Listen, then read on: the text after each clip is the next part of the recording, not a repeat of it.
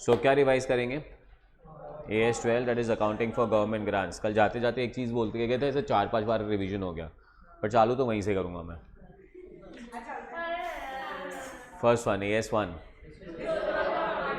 AS2, AS3, AS4, events occurring after the balance sheet date, AS5,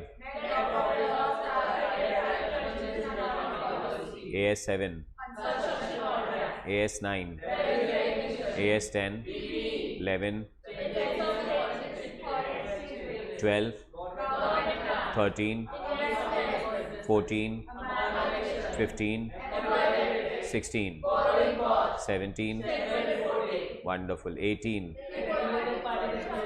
19, 20, 21, 22, 23, associate. आप यहाँ पे mistake कर रहे हो, सो 21, 23, 27, 21 is CFS, 23 is associate, 27 is joint venture, 13 is investment. अगर हम एक कंपनी में इन्वेस्टमेंट करते हैं जहाँ पे हमें कंट्रोल नहीं मिलता है, जॉइंट कंट्रोल नहीं मिलता है, सिग्निफिकेंट इन्फ्लुएंस नहीं मिलता है, तो 13। अगर हम एक कंपनी में इन्वेस्टमेंट कर रहे हैं जहाँ पे हमें कंट्रोल मिलता है तो 21। अगर हम कंपनी में इन्वेस्टमेंट करते हैं जहाँ पे हमें जॉइंट कंट्रोल मिलता है तो 27। अगर हम कंपनी में कोई इन्वेस्टमेंट करते हैं जहाँ पे हमें कंट्रोल नहीं मिलता है, जॉइंट कंट्रोल नहीं मिलता है, बट सिग्निफिकेंट इन्फ्लुएंस मिलता है तो 23 एसोसिएट। जब आपको स्टैंडर्ड भी सिखा रहा तो I was telling you 4 investment standard, in fact 4 नहीं, मैं बोलता हूँ 5 ले लो आप, अमालगमेशन डाल दो। 13 इन्वेस्टमेंट क्या, कितने शेयर लिए? सर रिलायंस के 1000 शेयर लिए, क्या मिला? मुकेश अंबानी तेरी बात सुनने वाला है? नहीं, तो 13। अच्छा, कितने शेयर लिए? सर ऐसा शेयर लिया है ना कि मेरे को कंपनी के बोर्ड ऑफ डायरेक्टर में एक सीट मिलने वाला है, तो 23, तो वो कंपनी हमारा एसोसिएट माना जाएगा। अच्छा भाई कितने शेयर लिए? सर जॉइंट कंट्रोल है, मुकेश अंबानी मैं सामने सामने बैठते हैं, तो कौन सा स्टैंडर्ड लगाने का? 27। सर फिर और कितना इन्वेस्ट? सर मुकेश अंबानी मेरी बात सुनता है सर, तो हमारे पास क्या है? कंट्रोल, तो कौन सा स्टैंडर्ड लगाओगे? 21। और लास्ट वन, सर कितना लिया? सर कंपनी खरीद लिया सर, तो अमालगमेशन। अभी exactly clear? That is how we remember. So 21, 23, 27, 21 is CFS, consolidation of statements, और ना कंपनी कौन सा होगा? Subsidiary. So I remember 21 subsidiary, 23 associate, 27 joint venture, 24 discontinuing operation, 25 interim financial reporting, 26 intangible assets, 27 JV, 28 impairment, 29। चलो आज एक बहुत छोटा सा स्टैंडर्ड करना है, that is known as accounting for government grants. पहले ग्रांट का डेफिनेशन कर लेंगे, फिर अंडरस्टैंड करेंगे रिकग्निशन कब करना है, उसकी अकाउंटिंग, नॉन मॉनिटरी ग्रांट्स का क्या करना है, presentation, and last one refund का क्या करना है। सबसे पहला आता है definition of government grant. So government grant is assistance by the government in cash और kind to the enterprise for any past और future compliance with certain conditions. फिर से एक बार, what are government grants? Government grants are assistance by the government in cash और kind to the enterprise for past और future compliance with certain conditions. क्यों दूंगा? तो कंप्लायंस है। क्या दूंगा? Cash and kind. किसको दूंगा? एंटरप्राइज को दूंगा। कौन दे रहा है? तो गवर्नमेंट दे रहा है। फिर से एक बार, व्हाट आर गवर्नमेंट ग्रांट्स?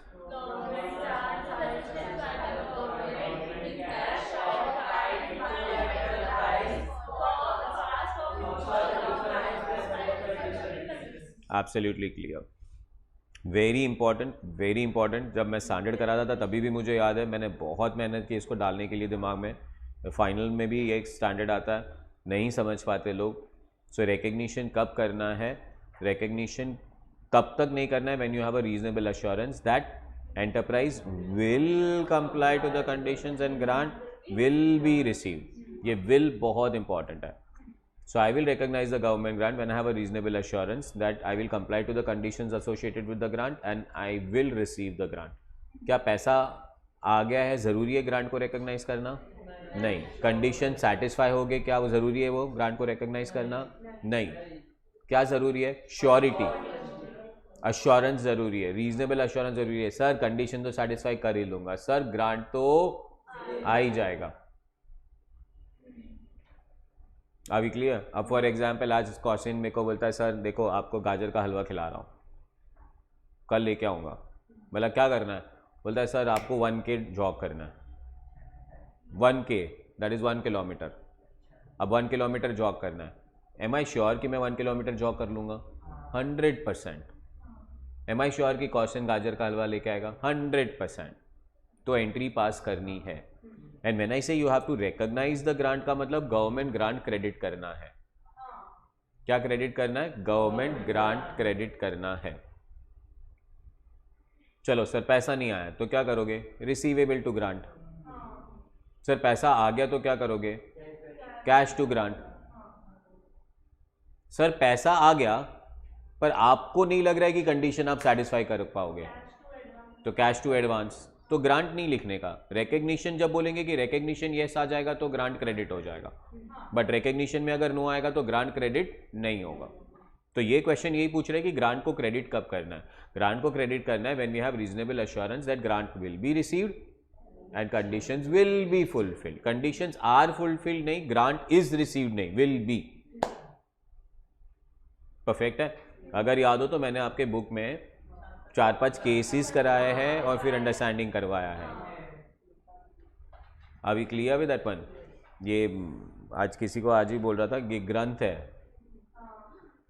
हाँ अभी क्लियर विद दैट वन, इसको रखो, बेस्ट चार्टर्ड अकाउंटेंट्स बनोगे। किधर भी फंस जाए तो ये बुक रिफर करने का। डन है? Next, accounting for government grant. Now we have got two approaches towards accounting of government grant. The first one is known as capital approach and second one is known as income approach. कौन सा approach कब follow करने का? तो depending upon the circumstances of the case. Capital approach या the grant is treated as a part of shareholders fund and income approach way grant is taken as income. तो आपने recognition कर लिया, entry pass किया आपने, for example bank to grant. अब grant को credit किया है, कहाँ लेके जाओगे? या तो बैलेंस शीट लायबिलिटी पे लेके जाओ या तो पीएनएल क्रेडिट पे लेके जाओ। बैलेंस शीट लायबिलिटी में कब लेके जाएंगे? अगर कैपिटल अप्रोच फॉलो कर रहे हैं। पीएनएल क्रेडिट साइड पे कब लेके जाओगे? जब इनकम अप्रोच फॉलो कर रहे हैं। कोई डाउट है? ये बेसिकली एक चैप्टर में याद है तुमको? एनपीओ नाम का चैप्टर हुआ करता था, नॉन प्रॉफिट मेकिंग ऑर्गेनाइजेशन। वहाँ पे अपने को ग्रांट मिलता था।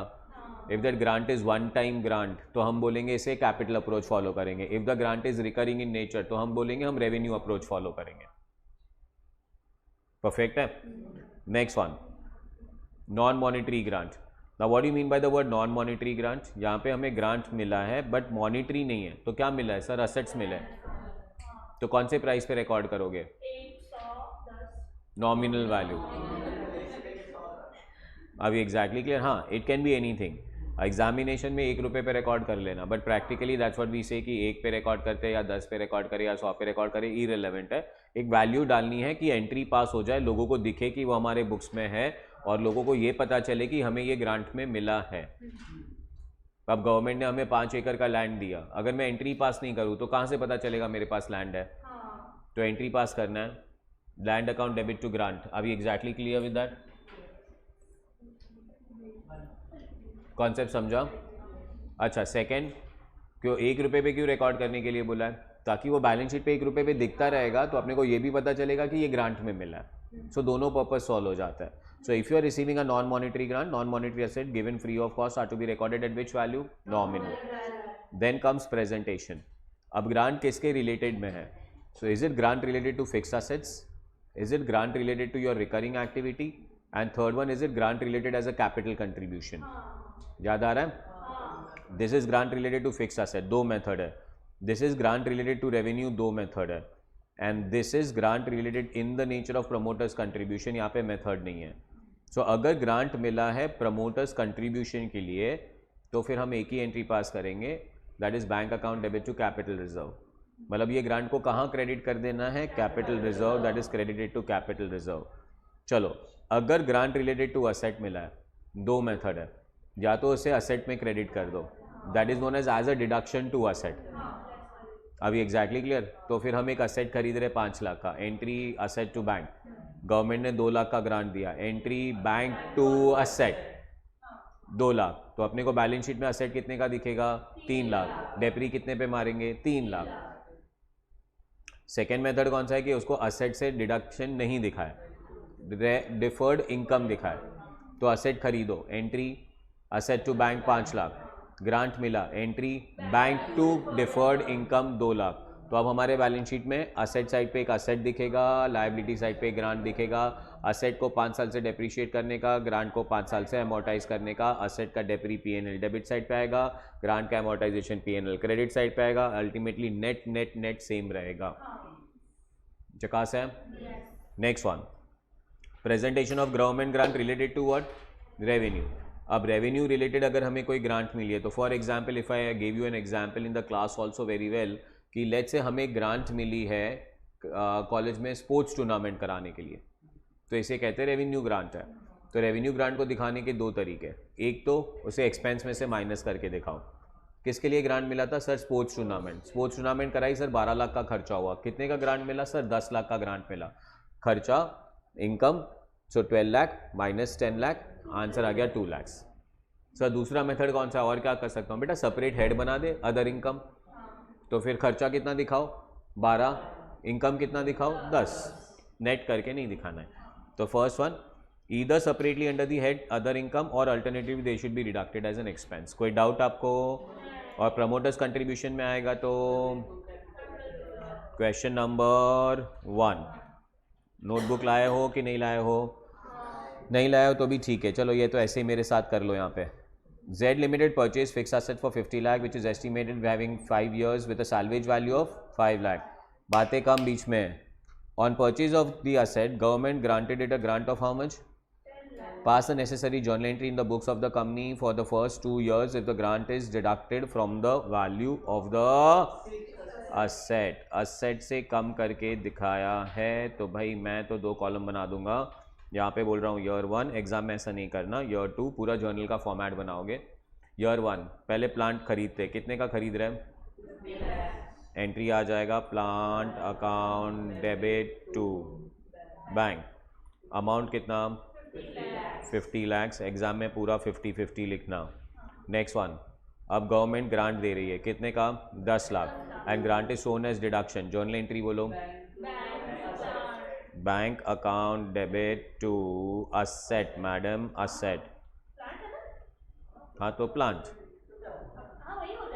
हाँ हाँ वही हो जाएगा। मेरे को लगा ग्रांट बोली वो, प्लांट। अच्छा ठीक है। अच्छा is it 10 lakh? Okay sorry, ओ अच्छा 10 लाख डन है। अब असेट बुक में कितने का दिखेगा? अब क्या चार्ज करेंगे? So depreciation account debit to asset or I would rather say to plant. Depre कितने चार्ज करोगे? 40. Any scrap value given to you? 5 lakhs. How many years? 40 minus 5 and 5. 7 lakh का आप चार्ज करोगे depreciation. Do you agree with this? और फिर वो डेप्री को आप लेके जाओगे profit and loss account debit to depreciation. And amount will be 7 lakhs. Classic है, चकास बोलो। Too good. चलो इसलिए तो बोलता हूँ एग्जाम क्या डीले विले करते रहते हो। जेरोक्स मार लो ना, हो गया। फर्स्ट एंड सेकेंड ईयर, तो सेकेंड ईयर भी तो सेम ही आने वाला है। हाँ बट अभी डेप्रीशिएट करते वक्त फिर याद रखना है असेट अभी 7 से कम हो गया है, तो 50 माइनस 10 40, 40 माइनस 7 कितना? 33, और स्क्रैप वैल्यू कितना था? 5। So 33 minus 5 28 divide by 4, answer आ जाएगा 7 लाख। पक्का? Next one, question number 2 same question है बट उन्होंने बोला है grant is treated as deferred income. तो मैं भी चालू इंसान हूँ ना, तो अपने को भगवान ने कॉपी पेस्ट का राइट दिया है, बहुत मेहनत किया मैंने इसके लिए। अब यहाँ पे टू प्लांट की जगह पे टू डिफर्ड इनकम। कोई डाउट है?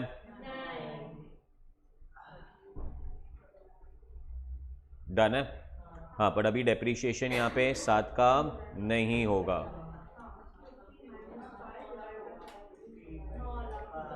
नौ लाख का क्या आएगा? और इमीडिएटली एक और एंट्री पास करोगे आप।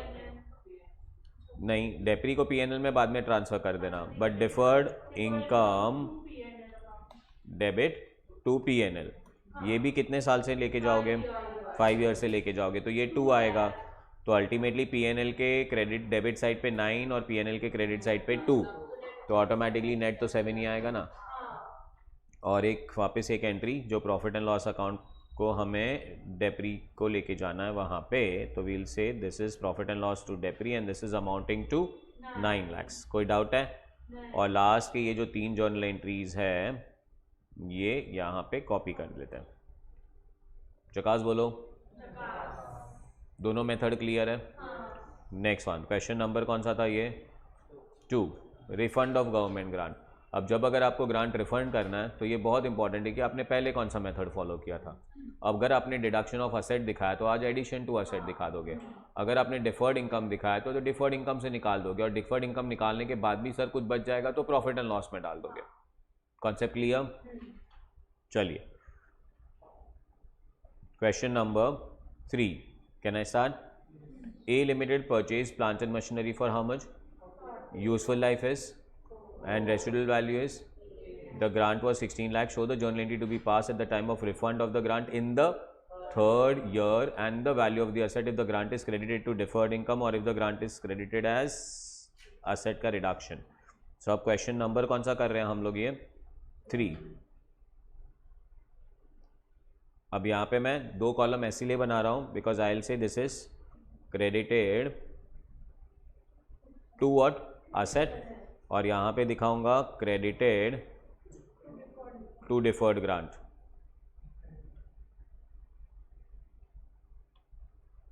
चकास है ना? चलो first one, plant to bank 40 lakh. Second one, grant आ रहा है 16 लाख, तो ग्रांट को डिफर्ड इनकम नहीं दिखा रहा हूँ, ग्रांट को प्लांट पे क्रेडिट कर देता हूँ। तो यहाँ पे कितने का ग्रांट आया? 16 लाख।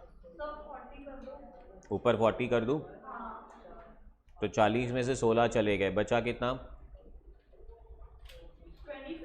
24। और कितने साल का लाइफ है? 4 years। Residual value is 8 lakhs। तो 24 माइनस 8, 16 डिवाइडेड बाई 4, 4 लाख का क्या आ गया? Depreciation. Depreciation, do you agree with this? ये नहीं आएगा, और ये जो डेप्रीशिएशन है आप ट्रांसफ़र कर दोगे पीएनएल अकाउंट में। ये हो गई हमारी फर्स्ट ईयर की कहानी, बरोबर है? अब सेकेंड ईयर भी हमारा यही 2 एंट्री रिपीट होगा, याद आ रहा है? तो और 4 से एसेट कम हो जाएगा। अब हमारा 3rd ईयर पे हमें क्या करना है? ग्रांट को रिफंड करना है, pass the time at the end of 3rd year. तो रिफंड मारना है, कितने का रिफंड मारना है? कुछ नहीं बोला तो पूरा रिफंड मारना पड़ेगा। कितना मिला है? 16 लाख मिला। तो फिर यहाँ पे एंट्री आ जाएगा asset account debit to bank account, amount होगा आपका 16 lakhs। मैंने नॉर्मल क्लास में भी जब आपको कराया तो मैंने कहा है कि ये एंट्री जो है ना, ये ऊपर वाले एंट्री का उल्टा दिखना चाहिए। दिख रहा है उल्टा? हाँ सर दिख रहा है उल्टा। जकास बोलो। अच्छा अब ना 40 में से 16 उड़ा दिया था तो कितना था? 24 में से पहले साल का डेप्री 4, कितना बचा? 20 में से सेकेंड ईयर का डेप्री कितना बचा? 16। और अब हमने 16 का रिफंड मारा तो असेट का वैल्यू हो गया 32, और अभी 32 पे आप डेप्रीशिएशन मारेंगे। तो 32 पे अगर हम डेप्रीशिएशन मारेंगे, how much is the scrap value of the asset? 32 minus 8 divide by 2 years, 2 साल, 12 लाख का डेप्री आ जाएगा। 12 लाख का डेप्री आ जाएगा, और वो 12 लाख का डेप्री आपको पीएनएल में डाल देने का, चकास बोलने का। अभी अगर हमने ग्रांट को क्या दिखाया था? डिफर्ड इनकम दिखाया था, तो हमें ये हटा देते हैं। सर असेट खरीदा कितने का? 40 का। हमने ग्रांट को असेट में क्रेडिट नहीं किया, तो क्या किया आप लोगों ने? डिफर्ड इनकम दिखाया। वाओ, परफेक्ट है ना? तो अब हमारा डेप्रीशिएशन यहाँ पे 4 का नहीं आएगा। डेप्रीशिएशन कितने का आएगा? 40 माइनस 8, 4, 8 lakhs का डेप्री आएगा। बट 8 लाख के डेप्री के साथ साथ यहाँ पे मैं तुम्हें दिखा रहा हूँ कि एक और एंट्री पास होगा ना। क्या एंट्री पास होगा? डिफर्ड इनकम टू पीएनएल, और 16 डिवाइडेड बाई 4 लाख्स, और 8 माइनस 4 करोगे तो देखो पीएनएल में 4 ही जा रहा है, और फिर ये डेप्री कहाँ ट्रांसफ़र कर दोगे? पीएनएल में, बरोबर ना। और ये डेप्री 4 नहीं है, ये डेप्री 8 है। कोई डाउट आपको? अब सेकेंड ईयर सेम चीज़ें चलेगी, वापस 4 का डेप्री और 4 का वो एमोर्टाइजेशन, और वापस ये पीएनएल में चला जाएगा, तो पीएनएल में चला जाएगा। Do you agree? अब डिफर्ड इनकम बचा कितना है सर? 16 था, 16 में से 4 निकल गया, 12 में से और 4 निकल गया, 8 बचा, भी रिफंड करना है भाई। तो ये एंट्री पास करते वक्त थोड़ा ध्यान देना, क्योंकि अब ये एंट्री पूरी रिवर्स दिखनी चाहिए आपको, पर आपको याद रहना चाहिए कि अभी डिफर्ड इनकम 8 का ही है, पर सर हमें तो 16 रिटर्न करना है, तो profit and loss account debit मारना पड़ेगा 8 का टू बैंक। कितने का रिटर्न मार दोगे? 16 का। जकास है? अच्छा, बट इससे क्या प्रॉब्लम नहीं होगी कि असेट को टच नहीं किया आपने, तो असेट तो उतना ही है। अगर असेट अगर उतना ही है तो हमारा depreciation on the asset will remain 8 lakhs. Depre को टच चेंज ही नहीं होगा। आप देख लो ना, पहले असेट कितने का था? तो असेट 40 का था, कितना निकाला? 8 32 का हो गया। कितना निकाला? 24 का हो गया। What's the scrap value? 8, 24 minus 8, 16 divide by 2 years of life, 8 ही आने वाला है। तो ये डेप्रीशिएशन टू प्लांट यहाँ पे यही रहेगा, and profit and loss account to depreciation भी 8 रहेगा। जकास है? Done with this. देखो कैसे रिवाइज करोगे एग्जामिनेशन में। जकास बोल दो, क्योंकि चैप्टर तो ख़त्म हो गया है। नाउ फर्स्ट वन चले यहाँ पे फर्स्ट पेज पे। What is AS12? Government grants. इधर इधर 2 मिनट फोकस कहीं नहीं जाना चाहिए। What are government grants? Assistance by the government in cash or kind to the enterprise for past or future compliance with certain conditions. Recognition of government grant. We should recognize the government grant when you are reasonably sure that grant will be received and conditions will be satisfied. दोनों condition satisfy होने चाहिए, इसलिए बोला and stress करके। Accounting for government grant, capital approach, income approach. Capital approach balance sheet में जाएगा, income approach PNL में जाएगा। Non monetary grant recognise at nominal value 1 रुपया। Presentation of government grant, if it is an asset it is shown as deduction to asset और showed as deferred income. If it is related to income, it is shown as other income separately or deduction to expense. If it is a grant related to promoters contribution, it will be credited to capital reserve. Refund करते वक्त अगर it was credited to asset, then it should be debited to asset. If it was credited to deferred income, it should be debited to deferred income. But if the amount exceeds, it will be debited to P&L account. Classic. Thank you. Love you. Bye bye.